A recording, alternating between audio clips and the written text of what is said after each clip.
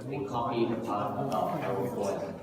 So for aerofoil, when you have the that profile with the air that's coming through it, there's a drop in that pressure because of the increase in velocity. So when there's an increase in velocity, pressure drops, so the fan, the air that's coming out will suck more air in, such that it amplifies about 16 times of the air flowing through that circular donut fan blade. So why I brought up this is because it relates to what you'll be seeing next, using air pressure.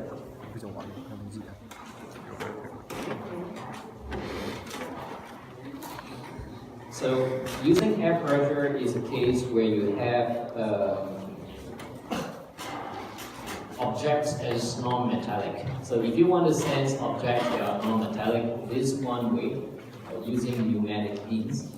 So how it works? So you have this sort of construction over here, right? And what is generating is this low pressure air inlet that's coming in through here. And this is a circular disc. So the air is going to come out that way. So low pressure doesn't mean lower than atmospheric pressure. Low pressure just means that it's not very, very high pressure that you push out. Just a pressure that's low enough and then to have that air escaping out from this device. Now the thing about this air that's coming out, it has this principle of dragging out the rest of the air that's beside it. So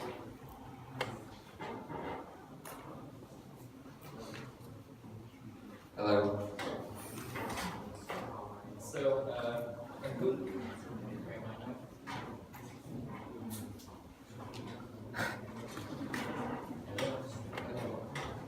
Can you hear me? So if you have been taking MRT and then there's this yellow line that says that don't come beyond that yellow line, or else you'll suck in. So what is that sucking in? If you have this blue folder as the train, and this is you, if that train would pass by slowly, no problem. Right? You still stay where you are. If the train is passing by very quickly, you fly. It hits each other.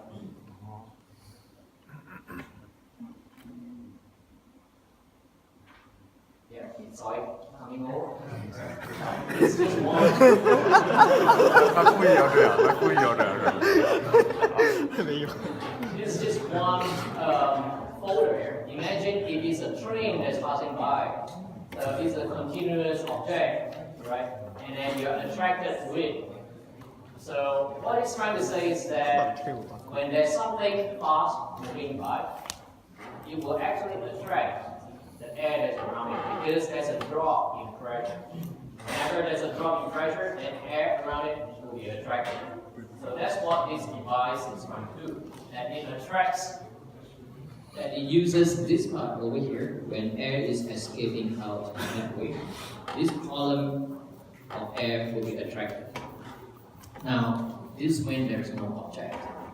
When you place an object that's near to it, this object is going to change how this low pressure inlet air is going to escape. So it's going to go out that way because the object here is kind of blocking it.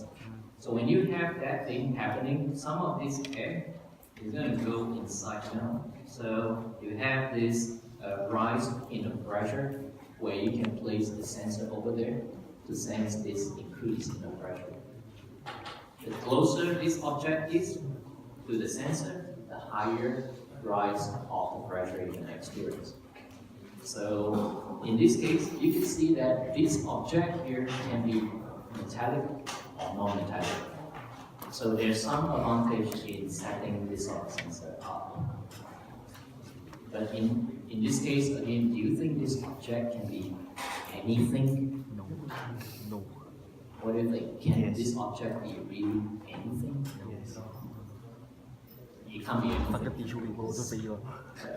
Anything means anything, really, seriously, any other thing. One thing that it couldn't work is that if this object were to be porous, that means air can pass through it, right? If it's very porous, then this kind of sensor wouldn't work very well. So that's actually also a limitation to the kind of sensor that you use. So normally, the rise in pressure, you sense it and use it to trigger a switch. Let's have a look at this very popular one. Some people call it the limit switch, mechanical switch, proximity switch. There are just various names out there. And what it means is that this contact point over here, this switch contact point, is actually brought together by the application of an external force.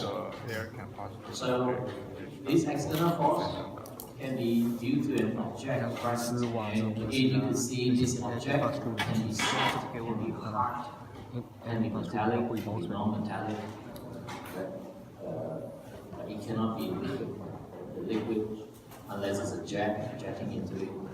But if it's too soft, then you wouldn't have the reliability of this kind of switch.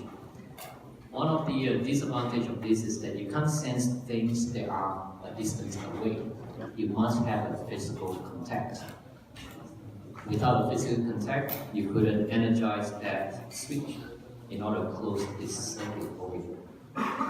This kind of switch is robust, simple, and you can buy it in about a couple of cents, a few cents. You can get that kind of switch. You can come in very, very tiny form factor to a very, very large form factor, depending on the amount of force that is required to turn on that switch. There's another kind of switch that's called reed switch. And I think one of my FYP students was using a reed switch. Right? Do you know the principle of a reed switch? It requires the presence of magnets, but there's a certain configuration of this magnet. Although without a certain configuration, the reed switch would still not like work. Let's have a look at how this reed switch will energize that circuit to close. I want to mention one thing. This mechanical proximity switch actually has a disadvantage.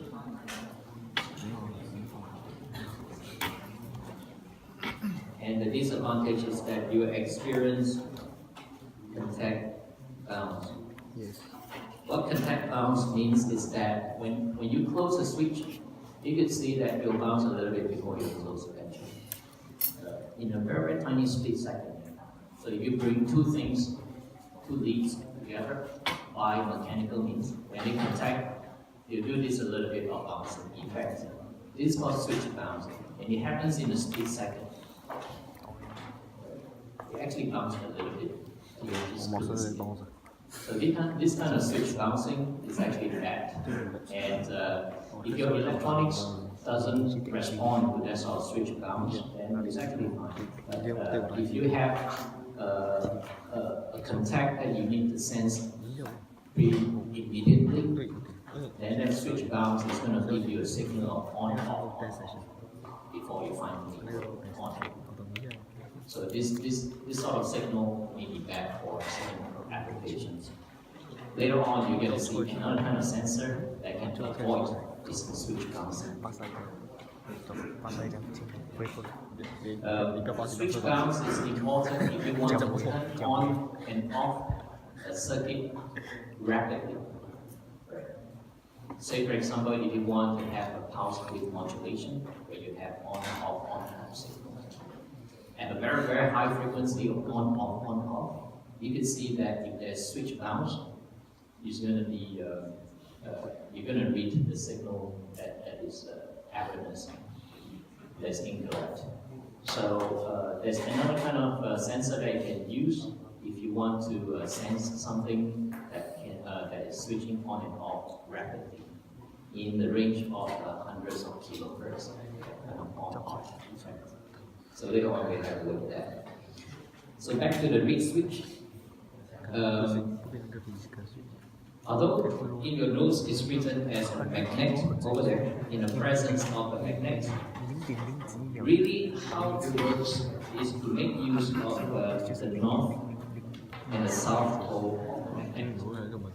So the north and the south pole, what's going to happen is that it's going to influence this end of this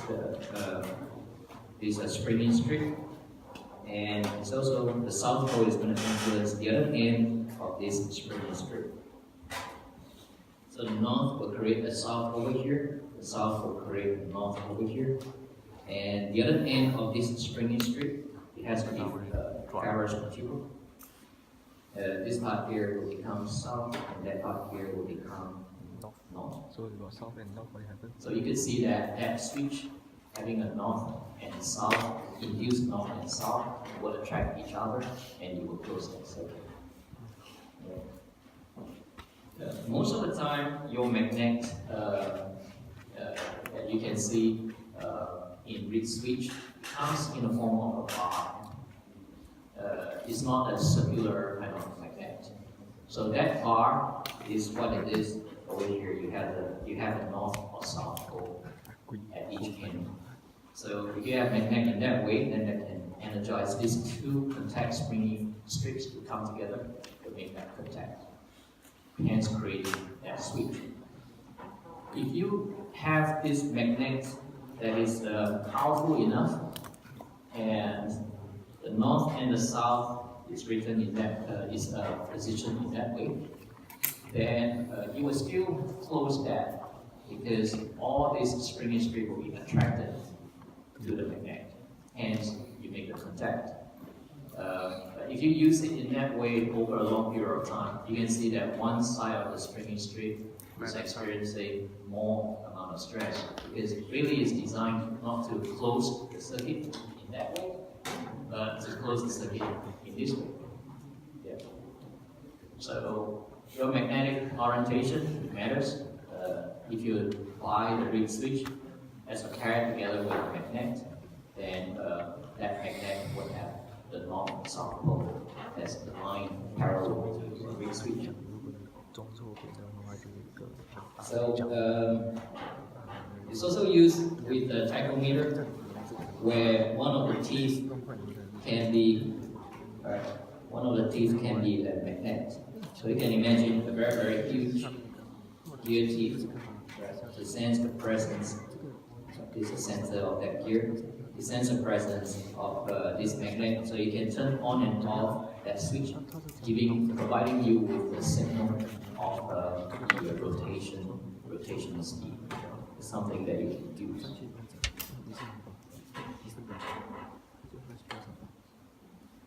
There's another sensor that's called a photosensitive sensor. Its principle is actually pretty straightforward. You have LED on one side, a photo detector on the other side. So if you have an object that comes in between, then you will cancel off that light signal that's coming into the photo detector, hence sensing the presence of the object. This is just sensing presence of the object. It's not sensing the distance of the object. If you want to sense the distance of the object, that's where my other FIT student is doing. Instead of having a normal LED, what he's doing is to use infrared light. So this LED here can be an infrared LED.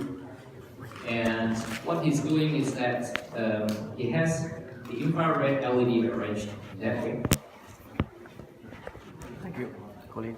So the infrared LED will be reflected off the object, and this object that he's sensing is actually human beings here. So infrared LED will still reflect off from the human being, and that reflected LED will be sensed by a photo detector or the infrared sensor.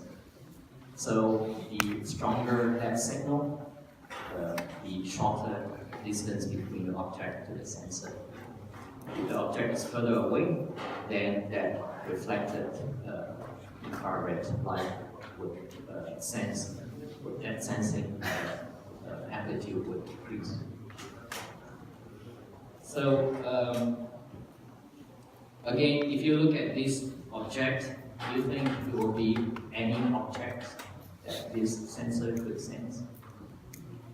What would be an object that it couldn't sense well? Glass. In fact, any kind of transparent material can be acrylic. Probably you get some signal, but at a very further distance away, you really couldn't sense it. So, if you are asked to sense a certain object of this material, then you'll be going through in your mind what kind of sensors would be appropriate for that.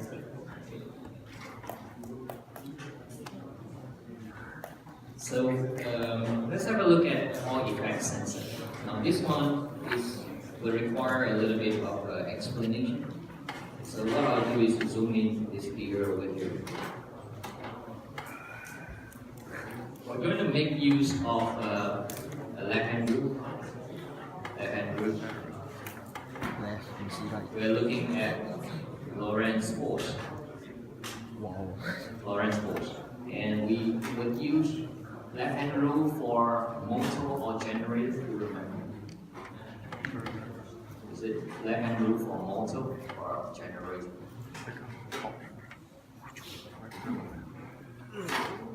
Motor. Do you know the Hawking word for left-hand? 剁鞘，剁鞘，剁鞘。 Yeah, you say go your motor, that's right. 哎，剁鞘， That's how my science 剁 teacher 鞘，剁 taught me. 莫剁。 So that's how you remember. Motor on your left hand.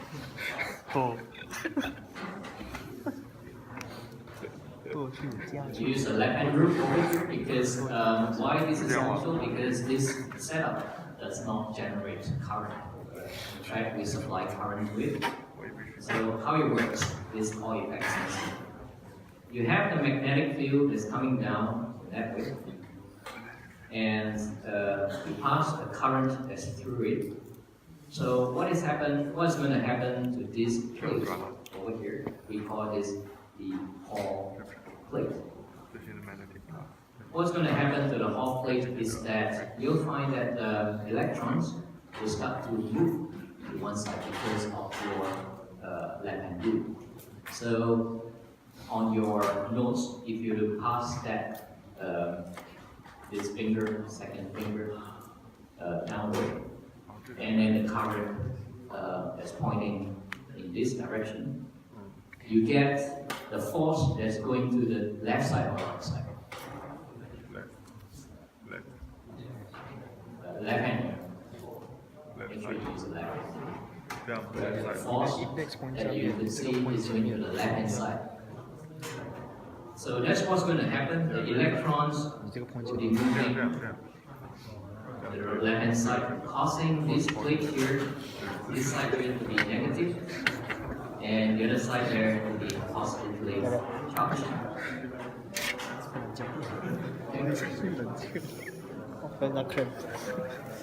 So how to go as a But there's a question.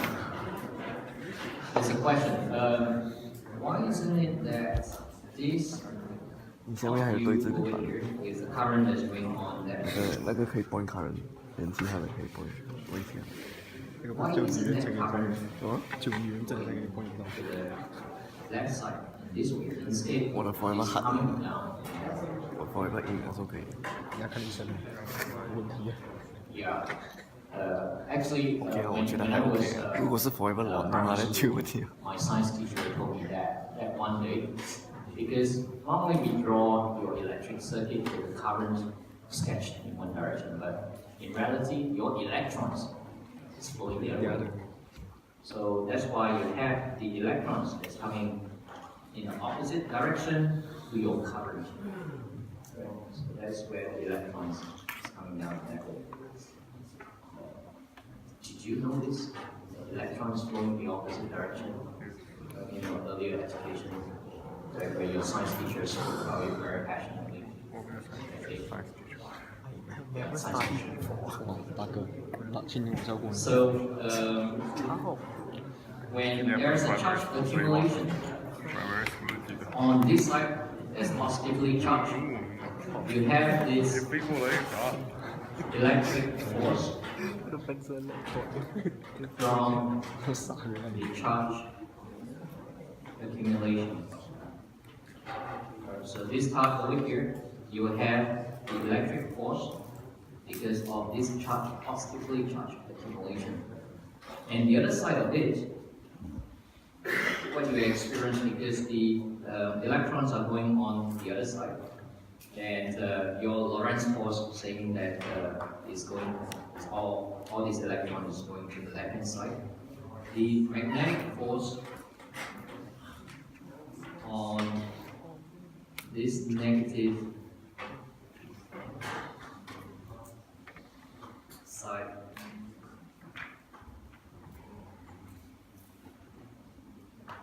change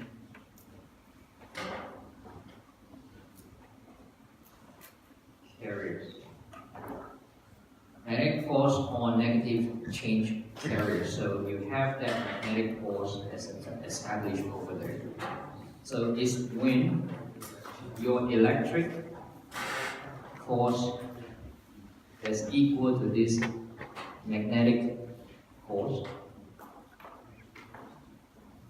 generated by the Hall electric field and equilibrium state would then be achieved. So on one side you have electric force, the other side you have this magnetic force. It's when these two forces are equal to each other, then there is this Hall electric field that will be generated. So over here, if I will take it out, put it to a say a voltmeter.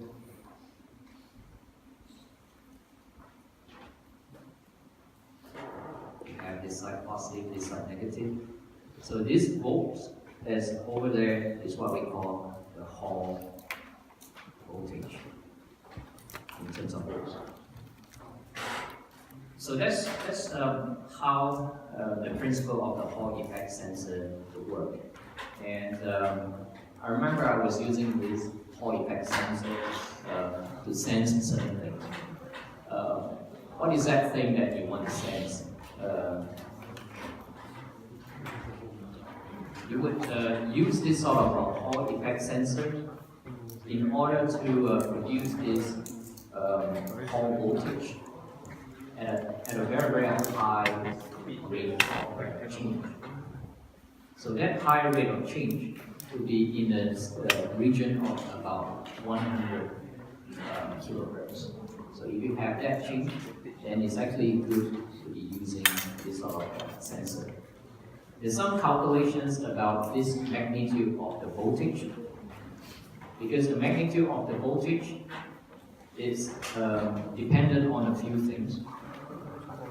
Some of the things would be your V value, which is your magnetic flux density. Another value would be the amount of current that's passing through it. So that's the current that you need to supply to it. And T is the thickness of the conductor. And then KH will be the Hall coefficient. So when you buy the Hall effect sensor, you get the Hall coefficient for that sensor. So that allows you to figure out the amount of voltage that's coming out, the Hall voltage that's coming out, or sometimes called Hall potential. There are two types of these Hall sensors. One is the linear and one is the threshold type. Let's have a look at both of them. In the presence of this magnetic field, so that magnetic field would be created by placing a magnet in its proximity. So this magnet may be moving in and out rapidly. So in either case, you will still get your Hall voltage. So this magnetic flux could give you, it is needed to provide a linear response. And really the linear response can go from -40 to about +40. I think there's a mistake over here. This one should be milli-Tesla. Do you know 1 Tesla is actually quite huge? Have you wondered about what is the amount of magnetic flux on planet Earth? How huge is that? The Earth magnetic field.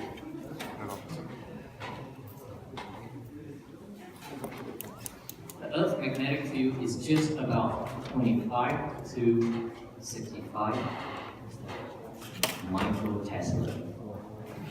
It's only that much. So 1 Tesla is actually a lot. You'll be looking at MRI as our devices that were produced in the region of 1-2 Teslas. So I think this value should be a milli-Tesla. If there's a mistake, your setup. So you can have a linear response from -40 milli-Tesla all the way to +40. The Hall effect sensor, one type of it is to sense this linear range. Another type of it is to have this what we call a threshold sensing. The threshold sensing says that anything that's from 0 to 3, depending on the sensor spectrum. So in this case, from 0 to 3 milli-Tesla, you get a voltage output. Anything more than 3 milli-Tesla, your voltage output will drop. This is the kind of like an absolute type of Hall effect sensor. It's to help you to sense the presence of the object rather than the distance of the object.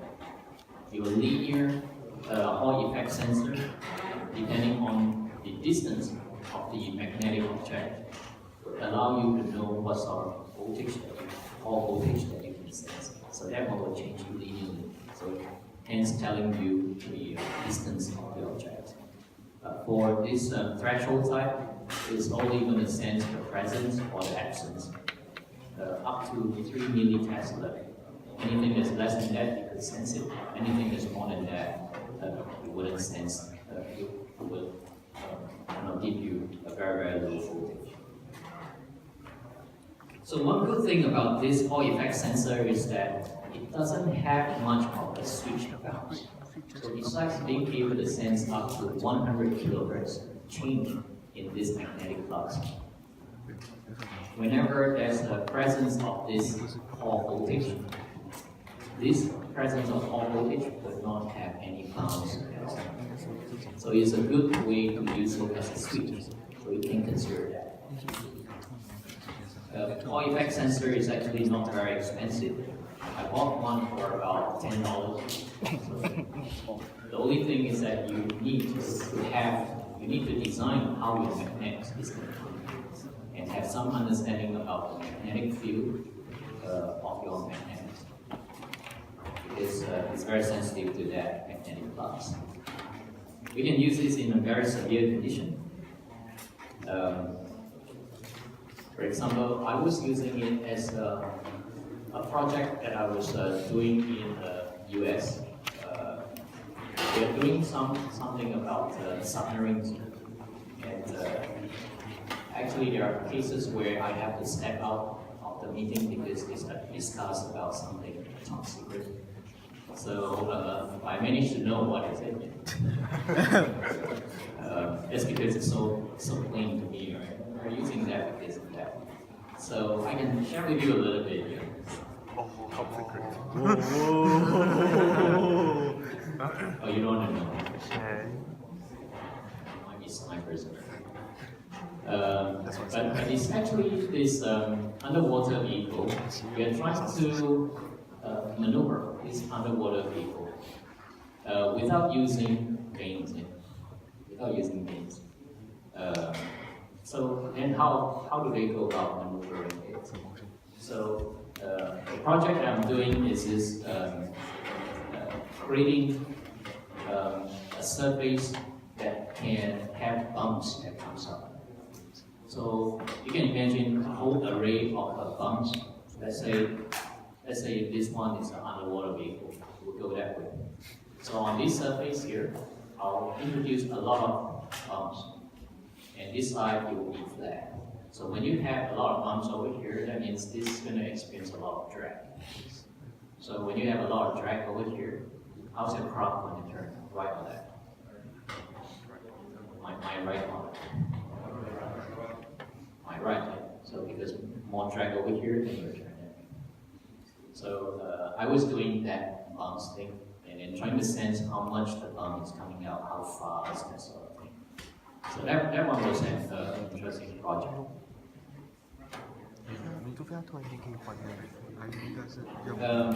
Let's have a look at this ultrasonic transducer. In fact, this one came out as one of your past year questions. And what you need is just write everything that's written over here inside and you get a score. In fact, your robotics paper is one of the easier paper, but it requires a little bit of memorization because there's so many sensors in there. And you have to understand the principle of all these sensors. Definitely you'll get some questions about all these sensors. So it's a little bit of memory power to know what all these sensors are doing, its characteristics, what kind of objects, that's all. So this ultrasonic transducer, it will emit a pulse of signal. So you could see over here, there's this pulse that's traveling upward, and you have a target at the end of it, and the acoustic energy is going to bounce back, so it's going to come back to another sensor. So this sensor could be the same sensor, or it could be a different one. So you have a transmitter and then you have a sensor. Usually they come in pair because the construction of the emitter is different from the one that's sensing the return echo. So by the virtue of this pulse traveling out there and coming back, the time that's taken for it to go there and come back, you can use a very simple distance, time, velocity principle to calculate what is that distance of that object. So you'll be using distance. Calculation of distance is equal to the speed of sound multiplied by the time of the flight, right? So the time that it takes to go there and the time that it will take to return. So that amount of time is the complete distance going there and coming back. But if it's talking about the object distance, then you got to take that distance divided by 2. Okay? So that will, because that pulse needs to go there and back. So two-way distance. This is a sketch of how it's going to look like. The initial pulse, you will send off, and then after a while you get to hear that echo. So the kind of time that we're talking about is from here to here. This is your time, right? Because you start from that initial pulse, and then when you hear it coming back, that first signal that's coming back, that's the amount of time that it will take. From this starting of the emitting pulse to the next emitting pulse, we call it the pulse emission cycle. And from where it ends to where it next starts, that is ready to receive time. So typically you want to have that ready to receive time to be long enough so that there's a chance for that echo to come back. So the echo that's coming back, if it's mixed together with this initial pulse, then you wouldn't be able to differentiate that. Okay? That is if you're using one single transducer. How does this profile look like? So you have this emitting pulse coming out from your ultrasonic emitter. So it's going to send out in that way at a certain angle. This angle is about 5-degree angle. So if I were to sketch out that emitting pulse, this angle over here, standing out is this. This one, this angle is about 5 degrees. So is it possible to adjust the beam width to be more narrower? It's possible. The higher frequency you emit using the ultrasound, the beam width is going to be narrower. Some of the ultrasonic transducer that you can find out there takes about 40 kilohertz. There are some that's into the megahertz. It has a few functions behind the higher frequency. Not only the beam width is now sharper because of the higher frequency, but this higher frequency also allows it to sense objects that are smaller. So the lower frequency is it to sense objects that are larger, and it relates to the wavelength. So higher frequency means that your wavelength will be shorter. So that shorter wavelength will be able to discern small objects. So a couple of years ago, I was using this principle for an FYP student to sense surface roughness. So you can imagine if I have very high frequency or a certain surface roughness, especially to make use of that to sense shapes of objects. So that frequency is sent off by the ultrasonic transducer must be high enough such that the wavelength is smaller than the object. If the wavelength is larger than the object, then you wouldn't have the resolution to sense the shape of this object. So besides the frequency of the ultrasonic transducer, there's also this amplitude. So I had another project that I was doing before that is looking at intense ultrasound. We know that the amplitude of this sound that's coming out, going there and go back, if I increase this amplitude, that means I could sense objects that are further away. If my beam width is too big, then that energy will get diffused out if the object is too far away. So I got to use a high frequency and high amplitude in order to sense small objects that are far away. Right? So that that return echo will be larger. So out of that project came another interesting one, and I spent about I think close to about three years working on that. Intense ultrasound has a very interesting phenomenon.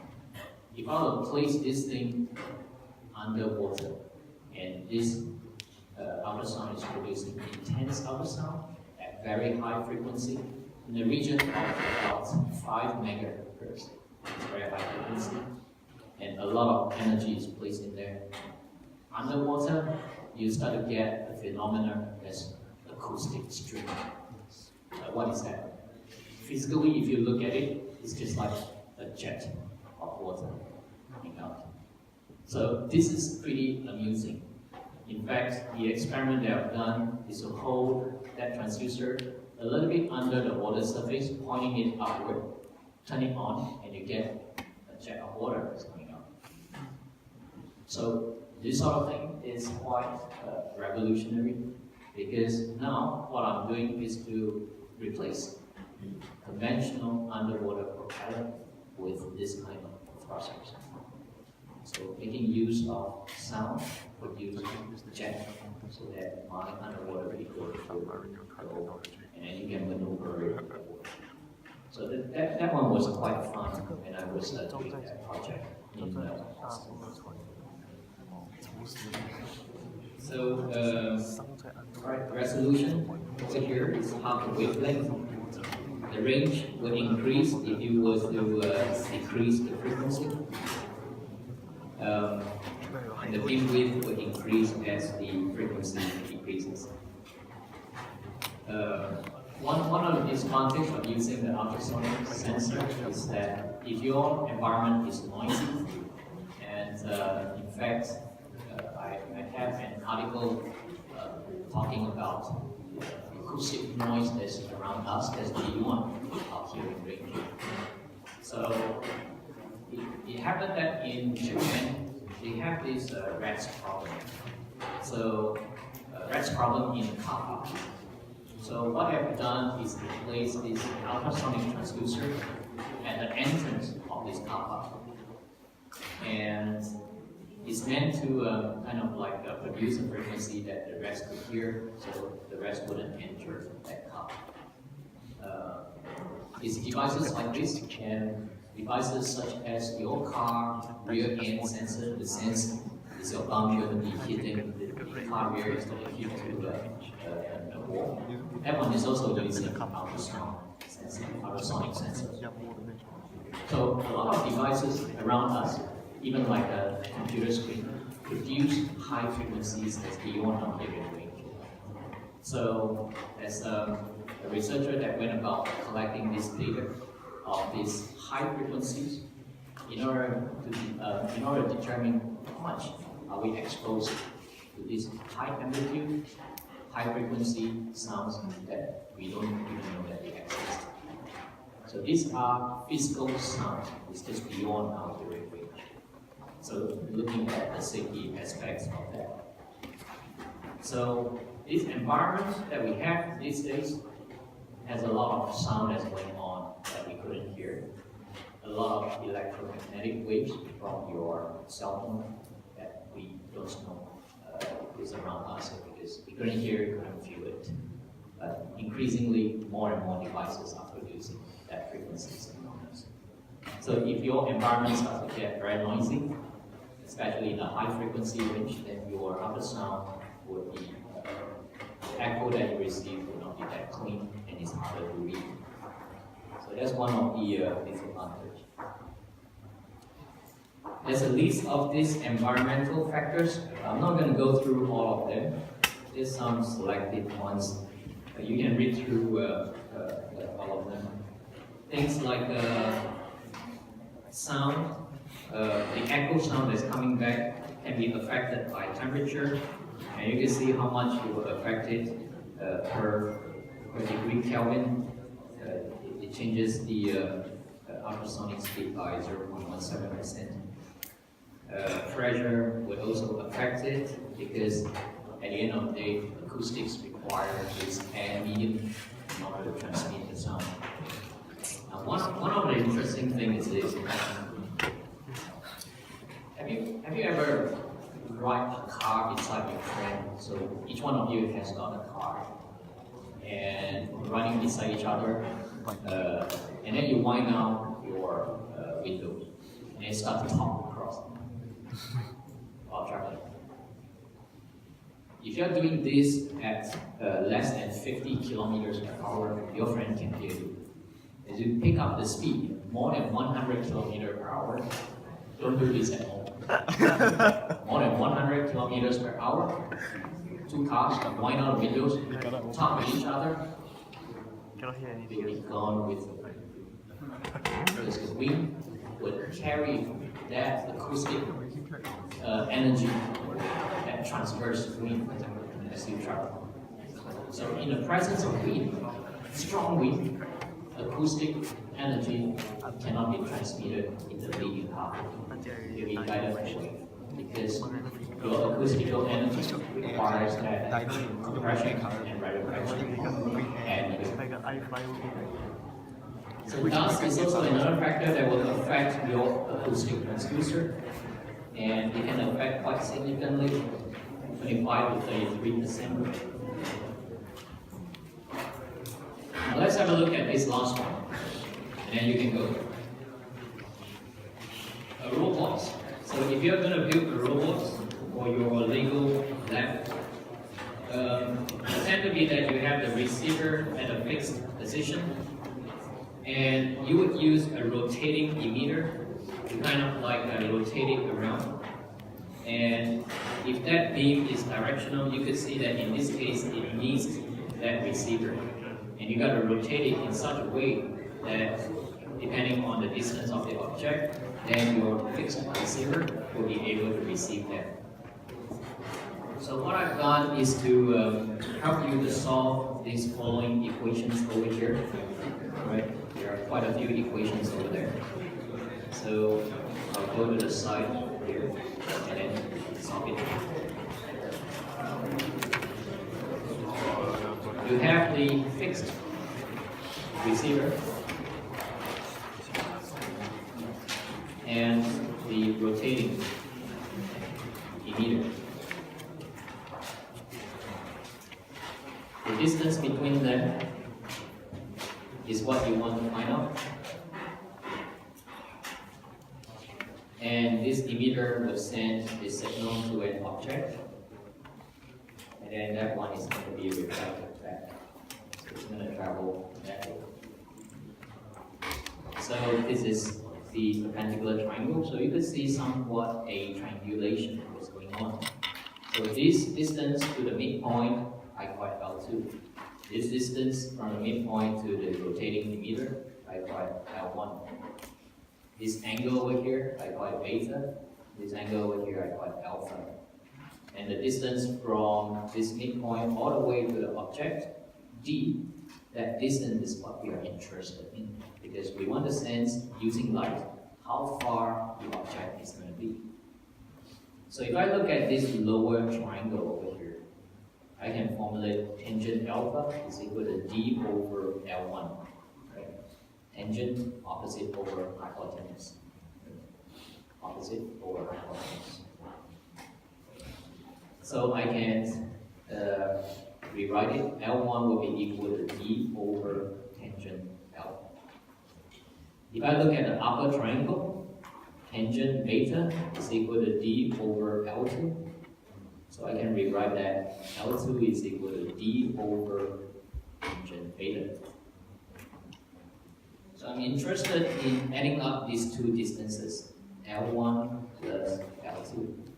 So if I add it up, that will be D over tangent alpha plus D over tangent beta.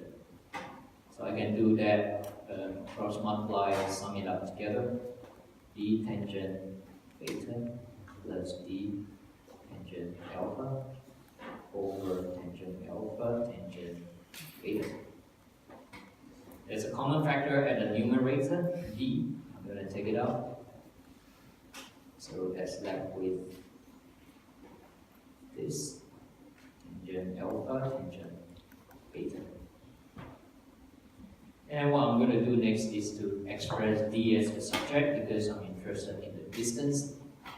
So readjusting it. Let me call this whole thing as L. Readjusting that, I get L tangent alpha tangent beta divided by tangent beta plus tangent alpha. So that solves the part that's given to you in your set of notes. Set of notes over here. So that's given to you in there. Okay.